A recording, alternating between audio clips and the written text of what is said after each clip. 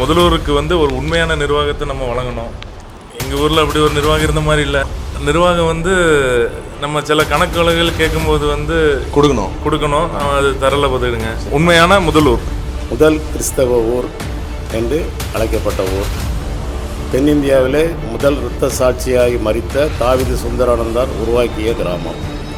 இப்பொழுது ஏறத்தாழ சுமார் ஒரு 15 ஆண்டு காலமாக இந்த கோயில் நிர்வாகம் ஒரு இளமையின் கையில் சிக்கிக்கொண்டு எந்த ஒரு கணக்கு வழக்குகளும் ஒழுங்குமுறையற்று நமது தூத்துக்குடி நாசிரியர் திருமண்டலத்திலே ஏறத்தாழ சுமார் 140 பாஸ்டேட் உள்ளது.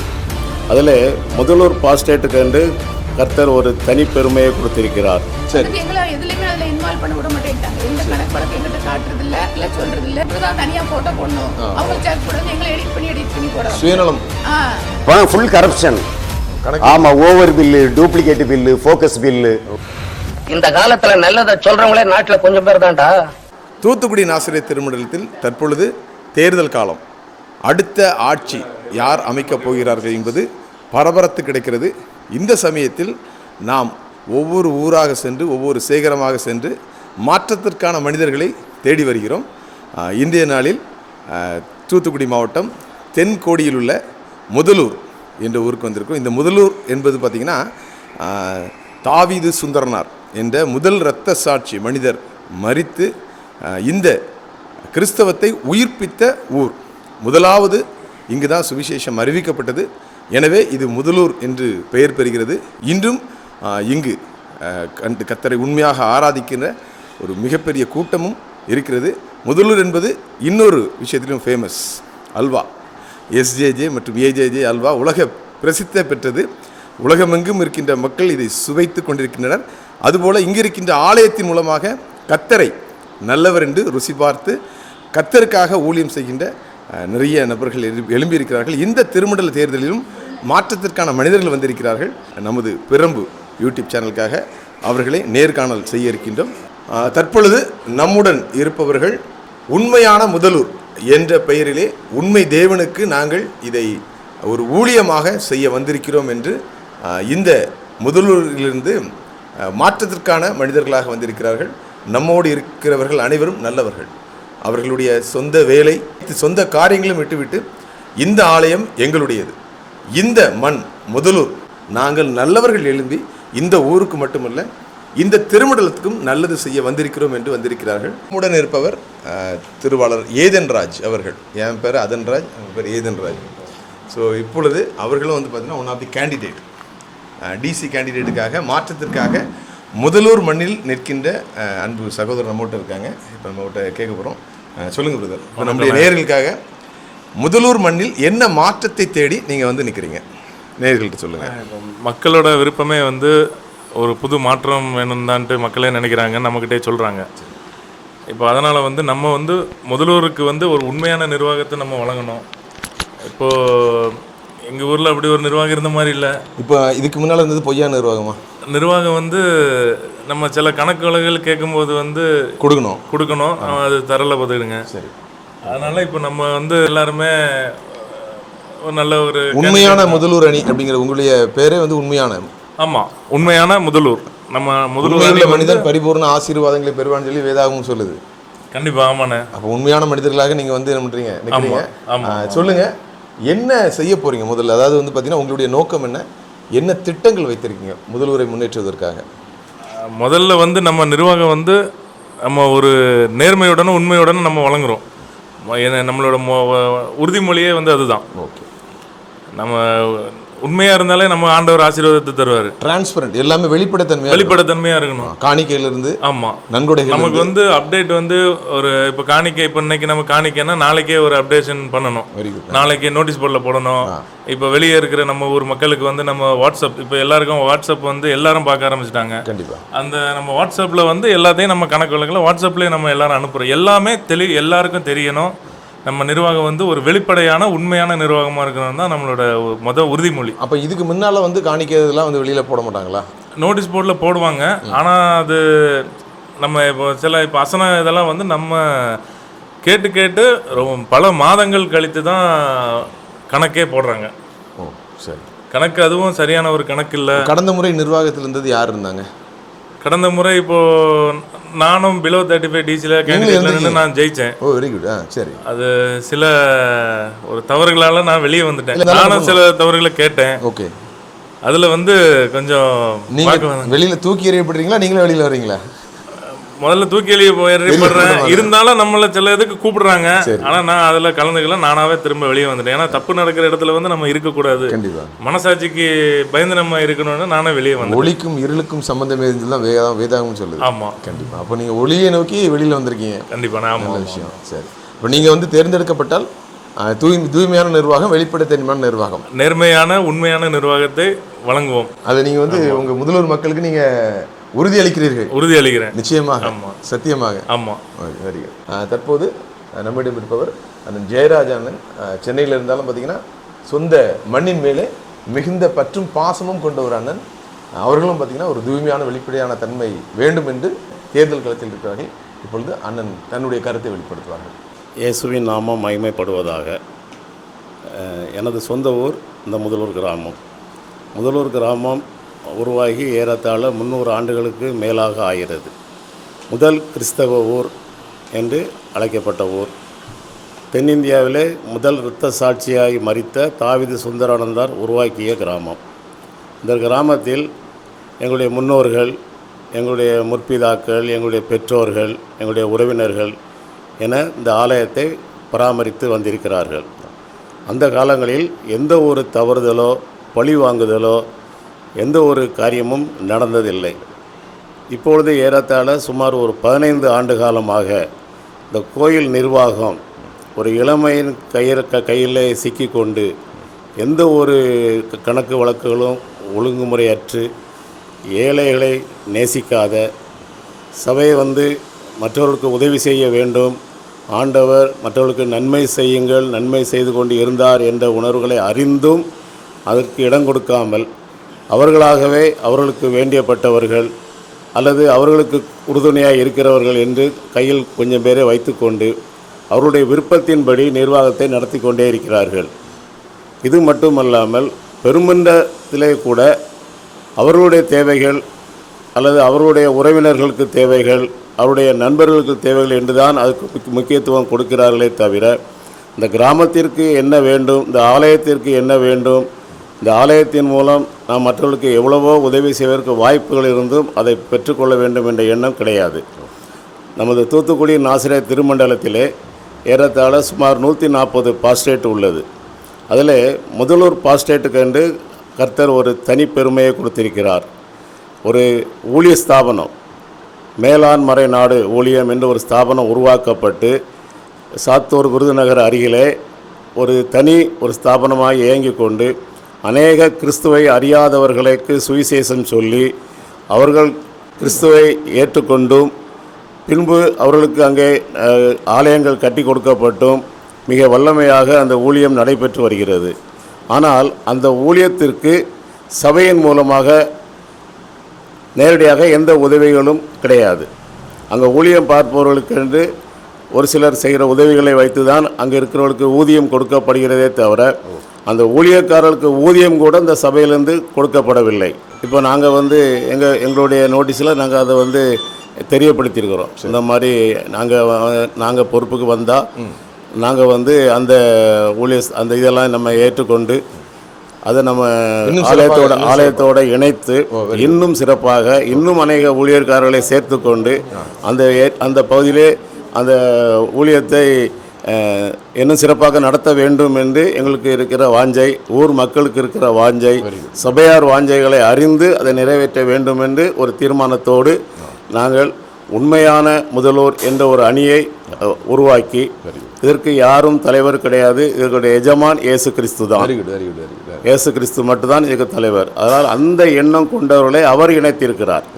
இது எங்கள் சுய லாபத்திற்கோ எங்கள் சுயநலத்திற்கோ எங்களுடைய பெருமைக்கோ இந்த அணி ஏற்படுத்தப்பட்டது அல்ல. நான் சென்னையிலே வசித்து வருகிறேன். எனக்கு சொந்த ஊர் இந்த முதலூர் கிராமம். அடிக்கடி இந்த கிராமத்துக்கு நான் வந்து செல்வது வழக்கம். இந்த கிராமத்திற்கு அநேக உதவிகளை நாங்கள் செய்து கொண்டு இருக்கிறோம். அதற்கு இந்த கிராம மக்களே சாட்சி. அரசியலை தாண்டியும் தேர்தலை தாண்டியும் நிறைய உதவி செஞ்சுட்டு செஞ்சுட்டே இருக்கிறோம். அது தாய் மண் மேல் உள்ள ஒரு பாசம். ஆமாம், அதே பாசம் இப்போ இந்த ஆலயத்தின் மேலேயும் வந்து உங்களுக்கு திரும்ப வரும் இருக்குது. இதுக்கு முன்னாடி எலெக்ஷன் இருக்கீங்களா நீங்கள்? இல்லை, இதான் முதல் முறையாக நிற்கிறேன். முதல் முறையாக? ஆமாம். மாற்றத்துக்கான மனிதராக மாற்றத்தை கொண்டு வர வேண்டும் சொல்லி நாங்கள்லாம் கூடி பேசி ஒரு சில வருடங்களாக தீர்மானம் பண்ணி அதுக்காக ஜெபித்து இதை உருவாக்கி நாங்கள் நிற்கிறோம். கடந்த முறை வந்து பார்த்தீங்கன்னா அவங்களுடைய தேர்தல் நிலைப்பாடுகள் எப்படி இருந்துச்சு? இப்போ நீங்கள் யாரையாவது ஆதரிச்சுப்பீங்க, அவங்க ஜெயித்திருக்காங்களா? அந்த மாதிரி சென்ற முறை முதன்மையான முதல்வர் என்ற ஒரு அணியை உருவாக்கி அதில் வந்து நாங்கள் எல்லாரும் கூடி பேசி அதில் ஒரு அப்பொழுது வந்து எங்கள் பாஸ்டேட் பிரிக்கப்படவில்லை. ஒரு 5 டிசி இருந்தாங்க. 5 டிசியில் வந்து 4 டிசி வின் பண்ணாங்க. வின் பண்ணி நல்ல நிர்வாகத்தை கொடுப்பாங்க, நம்மளும் அவங்களோட இணைஞ்சு அந்த ஊழியத்துக்கு நம்ம என்னால் முடிஞ்சதை செய்யணும் அப்படிங்கிற நோக்கத்தோடு இது உள்ள நாங்கள் முதல்ல கால் எடுத்து வச்சோம். ஆனால் எலெக்ஷன் கவுண்டிங் முடிஞ்ச மறுநாளே நீ யாருங்கிற மாதிரி கேள்விகள் வந்து நாங்கள் ஒதுக்கப்பட்டு விட்டோம். மாற்றம் உடனே வந்துட்டு ஆமாம், நாங்கள் மாற்றத்தை விரும்பினது வந்து ஆலயத்தில் விரும்பணும். ஆனால் அவர்கள் மனிதர்கள் மாறிவிட்டார்கள். மனிதர்கள் மாறிவிட்டார்கள். சரி ஓகே. அது ஒரு பெரிய ஒரு வடு தான் உங்களுக்கு. நிச்சயமான வடு.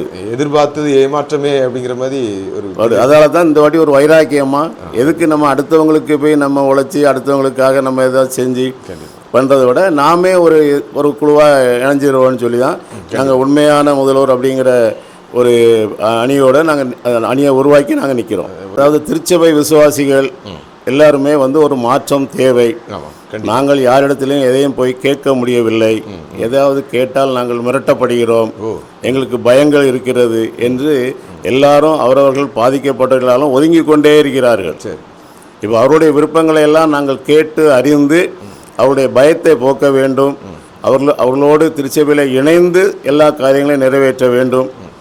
அப்படி என்று இதுவரை யாருமே செய்ய முடியாதது செய்யக்கூடாத காரியங்களை நாம் இந்த திருச்சபையிலே செய்ய வேண்டும் என்ற ஒரு வாஞ்சையோடு நாங்கள் ஒத்த கருத்தோடு நாங்கள் இணைந்து நிற்கிறோம். நல்லது, அருமை அருமை. கண்டிப்பாக கர்த்தர் உங்களுக்கு வெற்றியை தருவார். அடுத்தபடியாக இது வந்து உங்களுடைய சேகரத்தின் அளவில் திருமண்டல அளவில் என்ன மாற்றத்தை எதிர்பார்க்குறீங்க? திருமண்டலத்தில் இப்போ ஒரு இந்த போன கமிட்டிக்கு முந்தின கமிட்டியில் வந்து ஒரே குரூப்பை சேர்ந்த 5 டிசி இருந்தாங்க. சரி. ஆனால் ஒரு வருஷத்துக்கு ஒரு ஐயரை மாற்றிக்கிட்டே இருந்தாங்க. ஒரு சிறத்தன்மை இல்லை ஆலயத்தில். கிடையாது. அவங்க என்ன சொல்கிறாங்களோ அதை மேய்ப்பர் கேட்கணும். மேய்ப்பர் சொல்கிறத ஆடுகள் கேட்காது. சரி. அவங்க சொல்கிறத மேய்ப்பர் கேட்கணும். மேய்ப்பர் கேட்கலன்னா உடனே மாற்றம். இது பெரிய அநியாயம் இல்லையா? அது பெருத்த அநியாயம். அது வந்து அப்போ இருந்தது வந்து எஸ்டிகே ராஜன் அவங்க முன்னால் உள்ள நிர்வாகம் அப்படிதான் இருந்தாங்க. இப்போ அந்த கடந்த 3 வருடத்தில் ஏதாவது உங்களுக்கு மாற்றங்கள் ஏற்றங்கள் ஏதாவது தெரிஞ்சதா? இந்த 3 வருடத்தில் எங்கள் மண்ணின் மைந்தர் என்று சொல்லிக் கொள்கிற குருவானவர் ஒருவர் இருக்கிறார். அவர் அங்கே பிஷப்புக்கு அடுத்த போஸ்டில் இருந்தார். அவர் வந்து நம்ம ஊருக்கு நல்லது செய்யலைனாலும் உபத்திரவம் செய்யாமல் இருப்பாருன்னு நாங்கள் நினச்சோம். ஆனால் அவர் உபத்திரவம் மட்டும் இல்லை, எங்கள் பாஸ்டேட்டே சீரழிச்சிட்டார். ஏன்னா பாஸ்டேட்டில் ஒரு தீர்மானம் போடுறாங்க. நம்ம பாஸ்டேட் வந்து 9 சபைகளை உள்ளடக்கிய ஒரு பாஸ்டேட்டு, பெரிய பாஸ்டேட்டு. அதுக்கு ஒரே ஒரு குருவானவர் மட்டும்தான் இருக்கிறாங்க. ஒன்று ஒரு குருவானவரை இன்னொரு குருவானவரை உதவிக்கு போடுங்கனாலும் கொடுக்கல. சரி, 2ஆக பிரிச்சுருவோன்னு சொல்லி ஒரு தீர்மானம் போட்டாங்க. சுப்ராயபுரம் அது வந்து சௌந்தரியபுரங்கிற பேரில் அதை தனியாக பிரிச்சுட்டு அதுக்கப்புறம் மீதி இருக்கிற எல்லாத்தையும் ஒரு பாஸ்டேட்டாக வச்சு நம்ம செயல்படலான்னு சொல்லி ஒரு தீர்மானம் போட்டாங்க. தீர்மானம் போட்டது பாஸ்டேட்டோடு நிற்குதே தவிர அது அதுக்கப்புறம் கவுன்சிலுக்கு போகலை, டைசன் ஆஃபீஸுக்கு போகலை, எக்ஸிக்யூட்டிவ் கமிட்டியில் கொண்டு வரல. இதுக்கு ஒரு கமிஷனை அப்பாயின்மெண்ட் பண்ணி எல்லா கிராமத்தில் உள்ளவங்ககிட்டையும் ஒரு ஒப்புதல் கேட்கல. இதை கேட்காமலே அவர்களாகவே அந்த ஒரு தனிநபர் வைஸ் பிரசிடெண்ட்டாக இருந்த ஒரு தனி நபரை கொண்டு 3 பாஸ்டேட்டாக பிரிச்சுட்டாங்க. நீங்கள் 1 கேட்டதுக்கு 3ஆக பிரிச்சிருக்கீங்க. 1 கேட்டது 1, அவங்க பிரித்தது 3. ஆமாம். சரி. பிரிச்சுட்டு அதை ஏன் பிரிக்கிறீங்க, நாங்கள் எல்லாம் ஒரே சகோதர இதாக இருக்கிறோம். இப்போ பக்கத்து கிராமம் அடையல் இருக்குதுன்னா அடையல்காரங்களுக்கு தனியாக ஸ்கூல் கிடையாது, அடையல்காரங்களுக்கு நமக்கு கல்ற தோட்டம் கிடையாது, எல்லாம் ஒன்றா தானே இருக்கிறோம். அதை ஏன் பிரிக்கிறீங்கன்னா இது எங்களுக்கு அரசியல். தேர்தலுக்காக எங்களுக்கு அரசியல். தெய்வ திட்டம் அல்ல. தெய்வ திட்டம் அல்ல. தேவன் சித்தமும் அல்ல. தேர்தல் திட்டம். சரி. தேர்தல் திட்டம். முதல்வரை மட்டும் நாங்கள் வைத்துக்கொண்டு நாங்கள் எங்கள் தலைமுறை வரைக்கும் அடுத்த தலைமுறைக்கும் நாங்களே தான் ஆட்சி செய்வோம் என்று ஒரு ஆங்காரத்தோடு. ஆனால் இவர்கள் திட்டத்தை ஆண்டவரே குறைச்சி போட்டார். அவர் வந்து நீங்கள் சொல்லுகிற நபர் வந்து சஸ்பெண்ட் செய்யப்பட்டாங்களே கடைசி. ஆமாம், ஆண்டவர் வந்து திட்டத்தை வேறமாக மாற்றிட்டாரு. கண்டிப்பாக இதுதான் உங்களுடைய ஆதங்கம். இதான் ஆதங்கம்.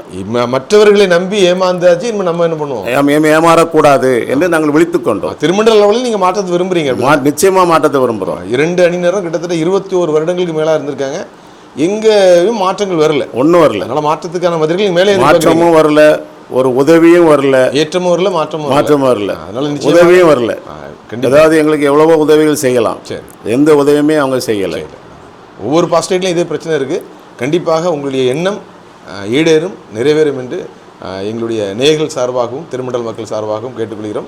நிச்சயமாக நீங்கள் வெற்றி பெற்று உங்களுடைய சேகரத்திற்கும் திருமண்டத்துக்கும் நன்மை செய்வதற்கு கர்த்தர் அனுமதிப்பார். எங்களுக்காக திருச்சபை மக்கள், திருச்சபை விசுவாசிகள் மற்றும் இந்த கிராமத்தை நேசிக்கிற வெளியூரில் வசிக்கிறவர்கள் எல்லாரும் இதற்காக கண்ணீரோடு ஜெபித்து கொண்டிருக்கிறார்கள். இது மாற்றம் வரணும். ஜெபம் கண்டிப்பாக ஜெயத்தை கொடுக்கும். அதாவது உண்மையான நிர்வாகம், வெளிப்படைத்தன்மையான நிர்வாகம், அதே மாதிரி எந்த ஒரு திருட்டும் இல்லாத ஒரு நிர்வாகம் வரணும்னு சொல்லி எல்லாருடைய ஜெபத்தையும் கர்த்தர் கேட்டு எங்களுக்கு இந்த உந்துதலை கொடுத்திருக்கிறார். அதில் கர்த்தர் நிச்சயம் வெற்றி தருவார். அந்த வெற்றியின் மூலம் நாங்கள் இதுவரை இந்த கிராமத்திலே அப்படி இதுவரை எந்த பணிகளும் நடந்தது இல்லை என்று பேராயணத்துக்கே ஒரு முன்னுதாரணமாக முதல்வர் நிச்சயமாக மாறும் என்று நாங்கள் கர்த்தருக்குள் விசுவாசிக்கிறோம். கிறிஸ்டோபர் ஜெயக்குமார் என்ற ஒரு சகோதரர், அவர் தலைமையில்தான் கிட்டத்தட்ட ஒரு 10 ஆண்டு காலமாக அங்கே நிர்வாகம் இருந்து வந்தது. அந்த நிர்வாகத்திலே அவர் ஒரு முடிவு எடுக்கிறார். ஆங்கிலேயர் இந்த கிராமத்திற்கென்று சுமார் ஒரு 18 ஏக்கர் நிலத்தை கிரயம் பெற்று அவர்கள் உருவாக்கின செட்டில்மெண்ட் வில்லேஜ் தான் முதல்வர் கிராமம். ஆனால் அவர் ஒரு வழக்கு ஒன்று தொடுக்கிறார். இந்த ஆலயம் அருகிலும் ஆலய இடமும் எங்கள் குடும்ப சொத்து என்று அவர் ஒரு வழக்கு ஒன்று தொடர்ந்து அந்த வழக்கிலே தீர்ப்பு அந்த தீர்ப்பும் இப்பொழுது என்னுடைய கரத்திலே இருக்கிறது. இந்த முதல்வர் கிராமம் உத்தரப்பிரதேச மாநிலத்தில் லக்னோவில் உள்ள ஒரு சபையை சார்ந்தது என்று அந்த சபையுடைய சொத்து என்று அவர் ஒரு வழக்கு தொடர்ந்து அந்த வழக்கிலே அது தவறு என்று அவர் மீது நடவடிக்கை எடுக்கப்பட வேண்டும் என்று அன்றைய ஃபைனான்சியல் அட்மினிஸ்ட்ரேட்டர் திரு கோயில் பிச்சை அவர்கள் ஒரு லெட்டர் அனுப்பி அது ஆலயத்திலும் வாசிக்கப்பட்டது. அதுதான் நான் இப்போது உங்களுக்கு கையில் காட்டின ஒரு லெட்டர். இது போக சென்ற முறை அசனத்தில் இருந்தவர்கள் இப்பொழுது இந்த மாதிரி எங்களுக்கு ஒரு புக்கு ஒன்று அடித்து அசன புக்குன்னு எல்லாருக்கும் வெளியிடுவது வழக்கம். இந்த ஆண்டு இதை நீங்கள் எடுத்து வாசித்து பார்த்தால் ஒரு 13-14 பக்கங்களிலே டோட்டல் சரியில்லை, எல்லாம் தவறுதலாக இருக்குது. ஆனால் கடைசி நேரத்தில் அது எல்லாம் ஒழுங்காக வந்த மாதிரி கணக்கு இருக்குது. இதை எப்போயுமே செப்டம்பர் மாதம் அசனம் முடிஞ்சிடும். அக்டோபர் மாதம் 2வது வாரத்தில் எவ்வளவு கையிருப்பு இருக்குது, என்ன வரவு செலவுன்னு அன்னைக்கு இருக்கிறத முதல்ல வாசிடுவாங்க. அதுக்கப்புறம் சிலவங்க டொனேஷன் பிரித்து கொடுக்குறவங்க லேட்டாக கொடுத்தா கூட அது அதுக்கடுத்த வருஷத்துக்குள்ளே அந்த புக்கில் சேர்க்கப்படும். ஆனால் இந்த முறை அந்த அசன புக்கில் 18 மாதங்கள் கழித்து தான் அந்த கணக்கை வெளியிட்டிருக்கிறார்கள். அதிலும் கையிருப்பு என்று ஒரு 3 லட்சத்துக்கு மேலாக கையில் வைத்திருக்கிறார்கள். 5000 ரூபாய்க்கு மேலே எந்த பொருளாளரும் நம்முடைய பேராயத்தின் ஒழுங்கின்படி கையில் பணம் வைக்கக்கூடாது, அதை வங்கியில் தான் செலுத்த வேண்டும். ஆனால் அவர்கள் 18 மாதம் கழித்து கையிருப்பு என்று 3 லட்சம் ரூபாய் கணக்கு காட்டுறாங்க. இது அப்பட்டமான விதிமீறல். விதிமுறை இல்லை, அநியாயமான விதிமுறல்.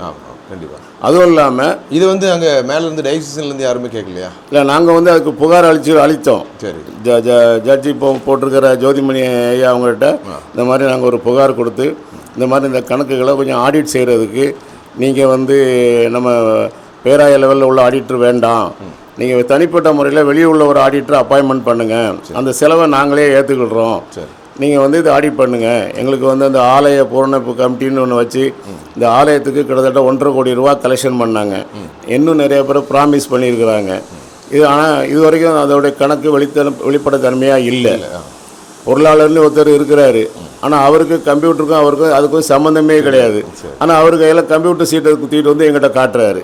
ஆனால் விளக்கம் கேட்கறதுக்கு எங்களை கூட்டுறது இல்லை. அப்போ அவர் வந்து யாராலையும் இயக்கப்படுகிறான்னு சொல்கிறீங்க, அவர் சுயமாக இல்லை. சுயமாக இல்லை, தவறு, அது பெரிய தவறு. அப்படி அவர் சுயமாக இயங்கலை. நான் வந்து என்னுடைய இதில் தான் இயங்குறேன்னு சொன்னால் செப்டம்பர் மாதம் பிரதிஷ்டை நடக்குது. அப்போ வெளியூர்லேருந்து எல்லாரும் வந்துடுறாங்க. சரி, நம்ம முதல்வர்காரங்க எங்கே இருக்கிறாங்களோ எல்லாரும் வந்துடுறாங்க. சரி, எல்லாரையும் அழைத்து ஒரு கூட்டத்தை கூட்டி அவருடைய வெளிப்படை தன்மையை வெளிப்படுத்தலாமே. கண்டிப்பாக கண்டிப்பாக. ஆமாம். ஆனால் நாங்கள் பொறுப்பேற்றவுடன் இந்த மாதிரி காரியங்களை நிச்சயம் செய்வோம். நல்லது நல்லது. எங்கள்கிட்ட எந்த விதமான ஒளிமறைவுகளோ திருட்டுத்தன்மைகளோ பொய்களோ யாரையும் மிரட்டுகிறதோ யாரையும் ஒதுக்குறதோ அந்த மாதிரி காரியங்கள் எங்கள்கிட்ட நிச்சயம் இருக்கவே இருக்காது. நீங்கள் சொன்ன மாதிரி இது வந்து ஒரு ஊழியம் தான். ஊழியம், இது வந்து ஒரு பதவி அல்ல. இது பதவியாக நாங்கள் நினைக்கவே இல்லை. கண்டிப்பாக குருவானவருக்கு கீழே அவருக்கு உதவியாக இருந்து அவருக்கு ஊழியம் செய்யணுங்கிறத எங்களுடைய நோக்கம். உங்களுடைய சிறந்த எண்ணம், சிறந்த ஒரு இந்த நிர்வாகம் கண்டிப்பாக வரும் என்று நாங்களும் விரும்புகிறோம். உங்களோடு கர்த்தரும் இருக்கிறார், உங்கள் சபை மக்களும் இருக்கிறார்கள்.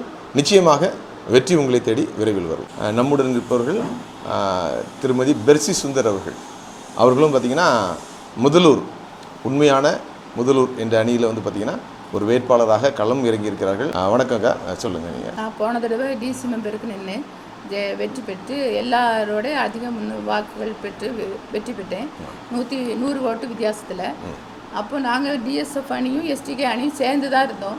உங்கள் ஊரில் ரெண்டு அணிகள் இருக்காங்க. வேண்டாம், நம்ம எல்லாரும் சேர்ந்து நிற்போம், நம்ம ஆலயத்தில் நல்ல சிறப்பாக நம்ம வைப்போங்கிற ஒரு முறையில் தான் நாங்கள் நின்னோம். எங்கள் வீட்டில் அவங்க எஸ்டிகே டீமில் வழக்கமாக நின்று ஜெயித்து வந்துட்டு இருக்காங்க கடந்த காலங்களில். சரி சரி. அப்போ அவங்க நான் அதில் நான் நிற்கல, நான் நின்னாதான் அப்படி தனியாக இருக்கும், நீ நில்லு, அவங்க கூட சேர்ந்து நில்லு, நம்ம ஆலயத்தை மட்டும் கவனிக்கணும் அப்படிங்கிறதுல அவங்க ரொம்ப சிறப்பாக ஒதுக்கி அவங்க சுயநலத்தை வெறுத்து அவங்க வந்து அனைவரும் ஒன்றா இருக்கணுங்கிறதுனால அவங்க எதுலையுமே கலந்துக்கிடலை. சரி சரி. நான் அதனால நின்று ஜெயித்து வந்து எக்ஸிக்யூட்டிவ் மெம்பராக ஆனேன். Very good. ஆனால் இந்த என் கூட இருந்தவங்களுக்கு அது விருப்பம் இல்லை.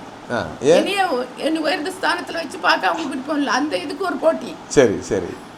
நம்ம ஊரை சேர்ந்தவங்க தானே நல்ல நிலைமைக்கு வரணும்னு ஏன் நினைக்க மாட்டேன்றாங்க? நாங்க டிஎஸ்டிக்கு அவங்க டிஎஸ்எஃப்ல போகணும்னு விரும்புறாங்கல்ல. மேல் தலைமையில வந்து அவங்க வேற மாதிரி முடிவு எடுக்கிறாங்க. நான் அங்க போயிடுறேன், நீங்க இங்க இருங்க, இங்க வந்தா நீங்க பாத்துக்கோங்க, அங்க இருந்தா நான் பாத்துக்கிறேன். தேர்தலுக்கு பிறகு நீங்க வந்து உங்களுக்கு ஒரு பிளவு வருது. வந்துட்டு எங்களை எதுலையுமே அதுல இன்வால்வ் பண்ண விட மாட்டேன்ட்டாங்க. எந்த கணக்கு வழக்கு எங்கிட்ட காட்டுறது இல்ல. நாங்க ஆலயத்தை புறநமைக்கிற ஒரு வேலை நடந்துச்சு. அதுல சென்னையில இருந்து பொன்ராஜனே, ஜெயராஜ் அவங்க எல்லாம் வந்தாங்க. அங்க இருந்து நிறைய ஆட்களை கூட்டிட்டு வந்து அவங்க தான் எல்லா வேலையும் பார்த்தாங்க. சஃபோலிங் போடுறது, சாராமிச்சு அந்த இதுலேருந்து அது ஸ்டக் பண்ணி உள்ள அந்த சுண்ணாம்பு கலவைகளெல்லாம் உள்ள அமைக்கி பார்க்குறது நல்ல இன்ஜினியர்லாம் கூப்பிட்டு வந்தாங்க, அதெல்லாம் செய்தாங்க. அப்போ அது வரைக்கும் அவங்க கூட நல்ல ஒற்றுமையாக தான் இருந்தாங்க.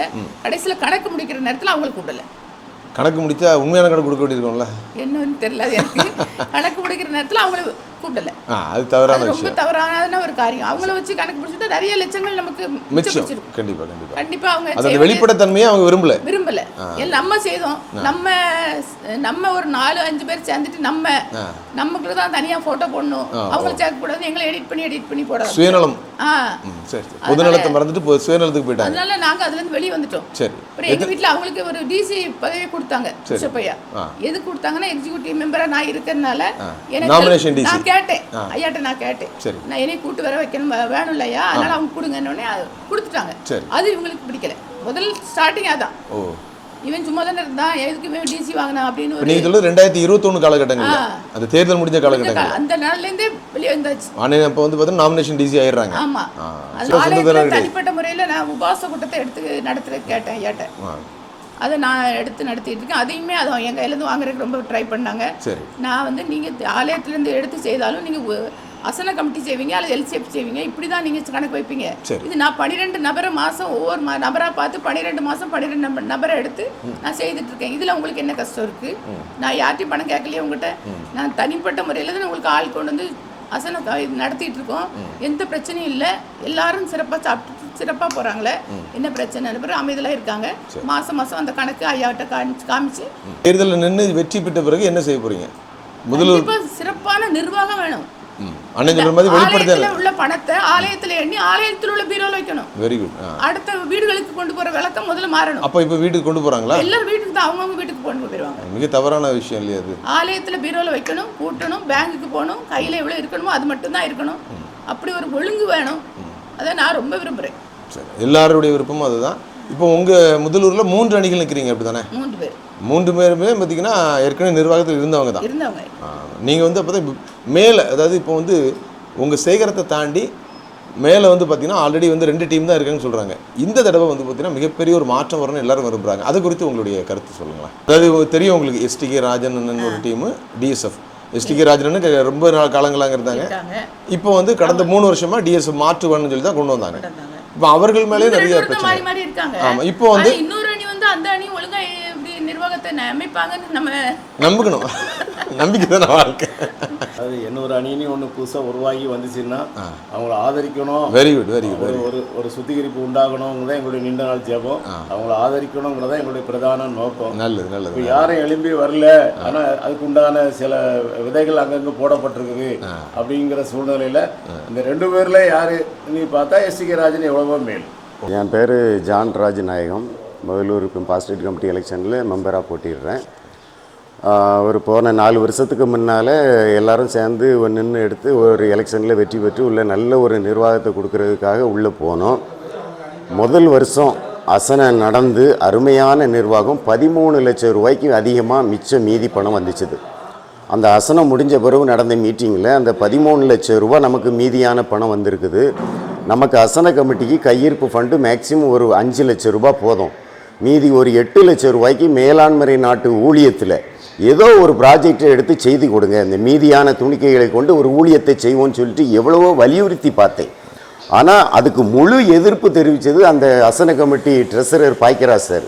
எனக்கு அது ரொம்ப வேதனை கொடுத்துச்சு. ஒரு அசன கமிட்டிக்கு ஒரு ஆஃபீஸ் பேரராக இருந்து நம்ம ஊர் ஊழியம் மேலாண்மை நாட்டு ஊழியத்துக்கு எதிரான மனநிலையில் இருக்காங்களேங்கிறது எனக்கு ஒரு பெரிய மன கஷ்டத்தை கொடுத்துச்சுது. 2வது வருஷம் அசனம் கிடச்சிது. கிட்டத்தட்ட 20 லட்சம் ரூபா மீதி வந்துச்சுது. அப்பவும் ஊழியத்துக்கு ஏதாவது செய்யுங்கன்னு சொல்லி போராடி பார்த்தேன். ஆனால் அந்த பணத்தை இவங்க கையில் வச்சுக்கிட்டே இருந்தாங்களே தவிர ஊழியத்துக்கு எதுவுமே செய்யலை. என்ன காரணம்? அந்த பணத்தை இவங்களுக்கு கையில் வச்சு ரொட்டேஷன் பண்ண இப்படிக்கிறது தான் மனநிலை இருக்கே தவிர ஊழியத்தை செய்யணும் அப்படிங்கிற ஒரு மென்டாலிட்டியே அவங்களுக்கு இல்லை. இல்லை, அது என்ன காரணம்? ஏதாவது ஒரு காரணம் சொல்லுவாங்க இல்லையா? என்ன காரணம்ல அவங்க சொல்கிற காரணம் என்னென்னா அசன கமிட்டி அசனத்துக்கு தான், அதுக்கு வேற கமிட்டி இருக்குது, வேற நிர்வாகம் இருக்குது, இப்படி சொல்லி முடிச்சிடுறாங்க. அப்போ 3வது வருஷம் அப்படியே டோட்டல் சேஞ்ச் ஆச்சுது. நிர்வாக சீர்கேடு. அவன் வில்லின்னு சொல்லிட்டு ஒரு பையன் நிர்வாகம் பண்ணிட்டு இருந்தான். அவன் வெளிநாட்டுக்கு போனான். அதுக்கப்புறமா வந்து ஒரு அன்ஃபிட்டான ஒரு பையனை கொண்டு அசன கமிட்டிக்குள்ளே பூத்துறாங்க. எந்த வருடம் இது? போன வருடம் 2024 அவனை வந்து உள்ளே பூத்துறாரு. எவ்வளோ போராடி பார்க்குறேன். ஹீஸ் அன்ஃபிட்டுன்னு சொல்லிட்டு எவ்வளோ போராடி பார்க்குறேன். சாந்தம் சார் இல்லை, நான் சொன்னது தான், அவன் ஜேக்கப் தான் செயலாளர் அப்படின்னு சொல்லிட்டு இது பண்ணி எவ்வளோ போராடி மல்லு கட்டி பார்க்க முடியல. அதுக்கு முன்னால் வில்லியம்னு சொல்லிட்டு ஒரு பையன் இருந்தான். அவன் நல்லா தான் நிர்வாகம் பண்ணிட்டு இருந்தான். ஓரளவுக்கு நல்லா நிர்வாகம் பண்ணிட்டு இருந்தான். மீதி ஃபண்டு வந்துச்சுது. முதல் வருஷம் 13 லட்சம் ரூபா வந்துச்சு. 2வது வருஷம் 20 லட்சம் ரூபா மீதி வந்துச்சுது. இந்த அன்ஃபிட்டான பையனை உள்ள கொண்டு போட்டு அவ்வளவு சுத்த கொலபடி பண்ணி அந்த 3வது வருஷம் அந்த இது நிர்வாகம் பண்ணும்போது 4.5 லட்சம் ரூபாய் எல்சிஎஃப்ல இருந்து கடன் வாங்கி அசனத்தை நடத்துற லெவலுக்கு கொண்டு வந்து விட்டானுங்க. அந்த பணம் ஃபுல் கரப்ஷன். ஆமா, over bill, duplicate bill, focus bill, இப்படி பண்ணி எடுத்து ஒன்றும் இல்லாமல் ஆக்கி சிதைச்சி சின்ன பின்னாமல் ஆக்கி விட்டான். இதை எதிர்த்து போராடி எடுத்து எவ்வளவோ சண்டை போட்டு பார்த்தாச்சுது. அந்த பையன் கொஞ்சம் ரவுடித்தனம் உள்ள பையன். கையை காலை வெட்டுவேங்கிறது, காரை விட்டு ஏற்றி கொலை பண்ணுவேங்கிறது, இந்த மாதிரி பேசுகிற பையனை வச்சு இந்த சாந்த சேரும் இந்த குரூப்பு இப்படி எங்களை இது பண்ணி மிரட்ட ஆரம்பிச்சிட்டாங்க.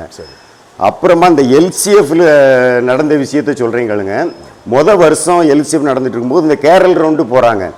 கேரள் ரவுண்டு போகிறதுக்கு அந்த டிசம்பர் மாதம் வரவு செலவு அறிக்கை தாக்கல் பண்ணும்போது கேரள் ரவுண்டுக்கு போகிறதுக்கு அந்த சாக்லேட் வாங்குறது, டீசல், ஜெனரேட்டர் செலவு, வண்டி வாடகை செலவு, அந்த எல்லா செலவுகளும் செலவு கணக்கில் வருது.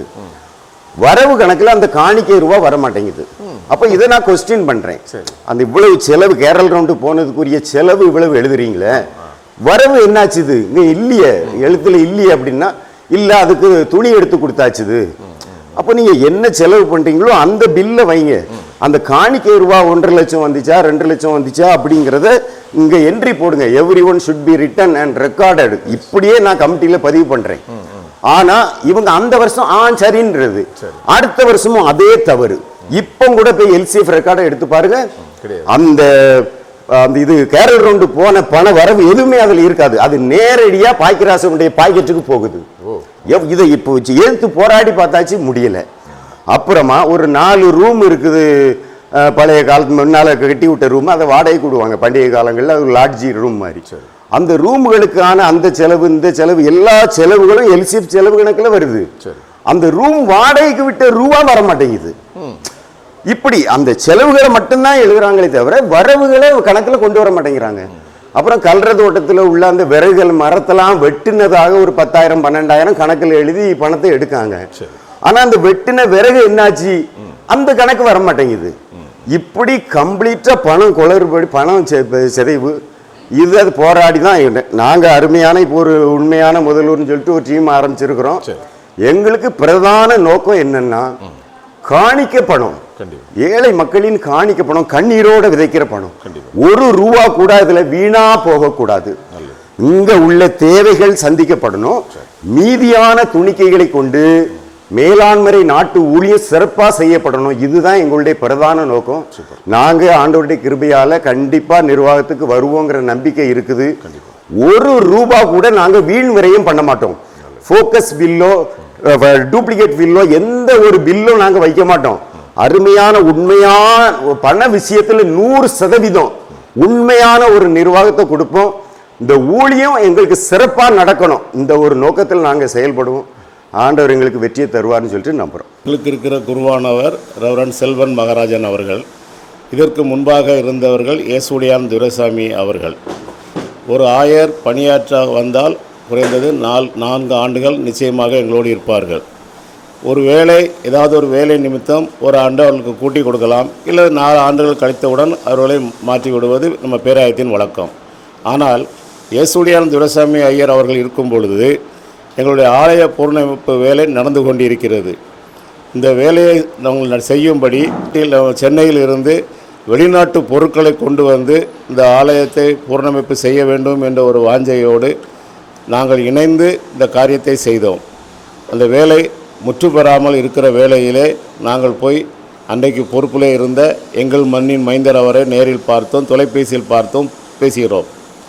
அவருக்கு இன்னும் 1 வருஷம் இருக்குது, அதுக்குள்ளே இந்த ஆலயத்துடைய வேலைகள் எல்லாத்தையும் முடித்துவிட்டு அவர் போகட்டும் என்று சொன்னால், இரவோடு இரவாக 3 ஆண்டுகள் முடித்து 1 ஆண்டு என்ன பணி இருக்கும் பொழுதே வேறு ஒருவரை நியமித்து விட்டார்கள்.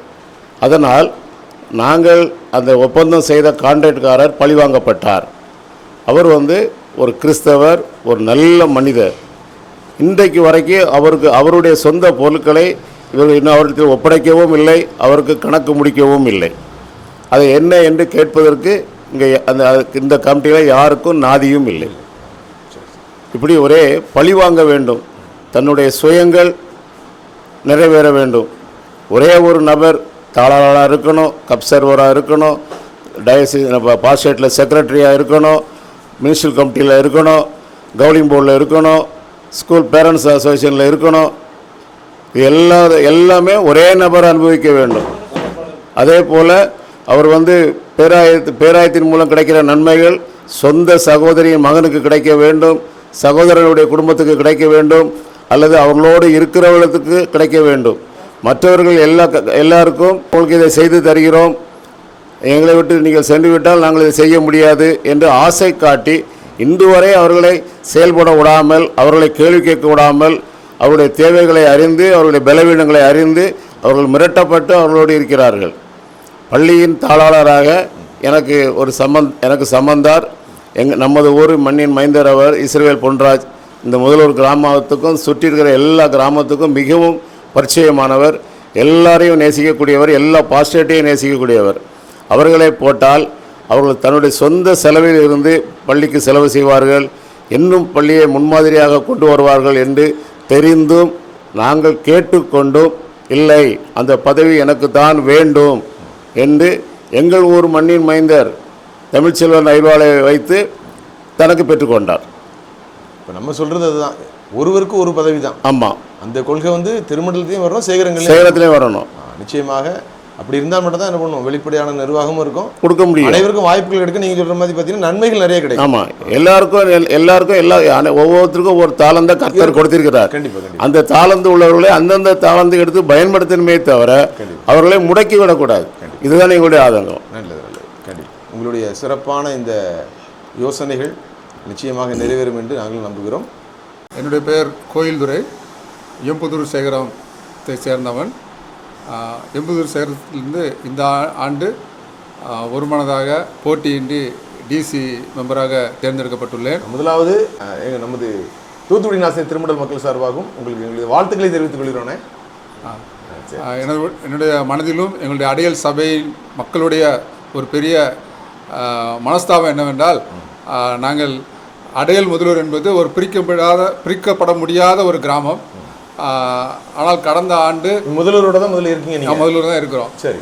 கடந்த ஆண்டு எங்களை முதலூர் சபையிலிருந்து, ஒரு பாரம்பரியமான முதலூர் சபையிலிருந்து எங்களை தனியாக பிரித்து எடுப்பதற்கு சிலர் முயற்சி செய்த பொழுது நாங்கள் நம்முடைய நிர்வாகத்தை, திருமண்டல நிர்வாகத்தை அணுகி அடையலும் முதலூரும் பிரிக்கப்பட முடியாத ஒரு கிராமம். எங்களுக்காக தனியாக பள்ளிக்கூடம் கிடையாது, கல்லறை தோட்டம் எல்லாம் ஒன்று தான். அடையல்காரங்க முதலூரில் இருக்கிறாங்க, முதலூர்காரங்க அடையலில் இருக்கிறாங்க. அதனால எங்களை பிரிக்கக்கூடாது என்று பெரும்பான்மையான கமிட்டி, முதலூர் கமிட்டி உறுப்பினர்கள்ட்ட கையெழுத்து வாங்கி நாங்கள் கொடுத்த பொழுது அதையும் மீறி சிலருடைய சுய நலத்திற்காக, அவருடைய சுய லாபத்திற்காக எங்களை பிரித்து விட்டார்கள். நாங்கள் எவ்வளோ இன்றைய வரை நாங்கள் முயற்சி எடுத்துக்கொண்டு தான் இருக்கிறோம் முதலூர் சபையோடு சேர வேண்டும் என்று. எங்களுடைய அடையல் கிராம சபையை சார்ந்த அனைத்து மக்களும் ஒரே விருப்பம் இருக்கணும். அப்படிப்பட்ட சூழ்நிலை அதை பிரித்து விட்டார்கள். எங்களுக்கு மிகுந்த வருத்தம். இப்பொழுதும் கூட நாங்கள் தனி சேகரம். ஆமாம், தனி சேகரமாக மெம்பர்ஸ் இருப்பாங்க. எத்தனை குடும்பங்கள் இருக்கும் உங்களுக்கு அடையலில்? அடையலில் கிட்டத்தட்ட ஒரு 150 கிராம வீடுகள் இருக்கு. ஆனால் இப்பவும் உங்களுடைய ஆசை வந்து உங்கள் தாய் திருச்சபையான முதலியவர் கூட சேரணும், அதுதான் எங்களுடைய விருப்பம். நிச்சயமாக கண்டிப்பாக உங்களுடைய நல்ல எண்ணம் நிறைவேறும் என்று நாங்களும் வாஞ்சிக்கிறோம். தேங்க்யூ.